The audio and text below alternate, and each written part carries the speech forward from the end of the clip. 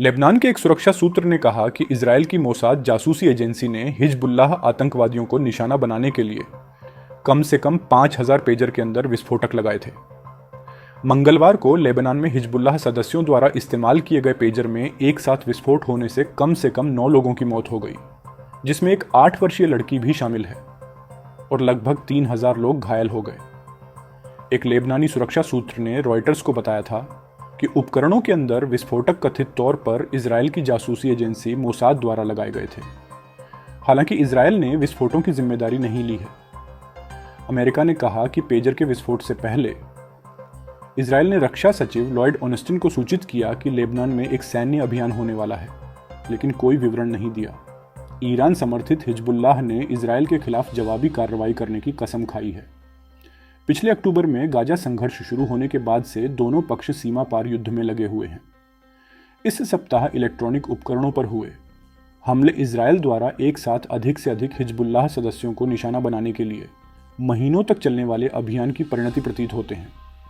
New York times की एक report के अनुसार, जिसमें हमले के बारे में जानकारी रखने वाले 12 वर्तमान और पूर्व रक्षा और खुफिया अधिकारियों का हवाला दिया गया था, ये ऑपरेशन जटिल था और इसमें लंबा समय लगा।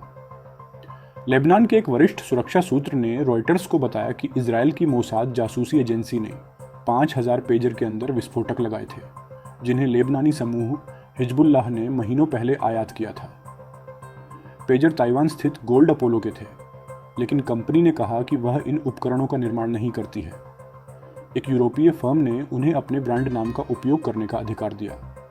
हिजबुल्लाह नेता हसन नसरल्लाह ने पहले अपने सदस्यों को चेतावनी दी थी कि वे सेल फोन न रखें, क्योंकि इजरायल उनका उपयोग समूह की गतिविधियों को ट्रैक करने के लिए कर सकता है।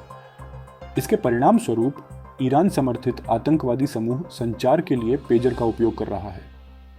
न्यूयॉर्क टाइम्स के अनुसार, संचार के लिए पेजर पर निर्भर रहने के नसरल्लाह के फैसले से पहले ही इजरायल ने एक शेल कंपनी हंगरी स्थित BAC कंसल्टिंग स्थापित करने की योजना को गति दी थी, जो एक अंतर्राष्ट्रीय पेजर निर्माता के रूप में पेश करेगी। ऑपरेशन के बारे में जानकारी देने वाले 3 अन्य खुफिया अधिकारियों ने अखबार को बताया कि इजरायली खुफिया अधिकारियों की पहचान छिपाने के लिए कम से कम 2 अन्य शेल कंपनियां भी बनाई गई थीं, जो पेजर बना रहे थे। खुफिया अधिकारियों ने कहा कि कंपनी ने साधारण ग्राहकों को भी लिया और कई साधारण पेजर का उत्पादन किया। हालांकि लेबनान भेजे गए पेजर की बैटरियां विस्फोटक रूप से समृद्ध थीं। पेजर को 2022 में कम संख्या में लेबनान भेजा गया था और बाद में ऑन ऑर्डर बढ़ गए। पेजर को सक्रिय करने के आदेश मंगलवार को दिए गए थे।